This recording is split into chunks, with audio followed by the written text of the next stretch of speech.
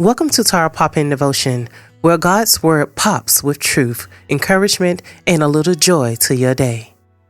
Today's devotion is titled, A Time for Everything, and we are coming from Ecclesiastes chapter 3, verse 1 through 8.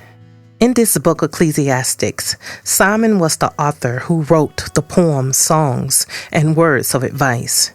He also was a deep thinker and thought about the meaning of life.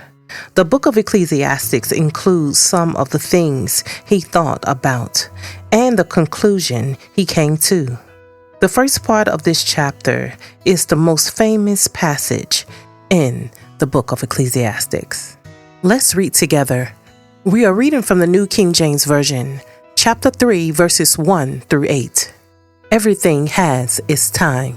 And Simon was saying in these verses, to everything there is a season, a time for every purpose under heaven, a time to be born, and a time to die, a time to plant, and a time to pluck what is planted, a time to kill, and a time to heal, a time to break down, and a time to build up, a time to weep, and a time to laugh, a time to mourn, and a time to dance, a time to cast away stones, and a time to gather stones, a time to embrace, and a time to refrain from embracing, a time to gain, and a time to lose, a time to keep, and a time to throw away, a time to tear, and a time to sow,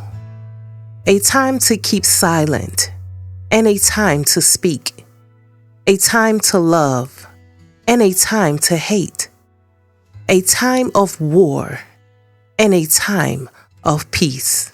Let's reflect. Seasons change and return again. We don't control any of it, but guess who do? God does. As we close, let this be our prayer. Lord, help us to trust you in the silence, praise you in the waiting, and proclaim your faithfulness in every season. Thanks for popping in.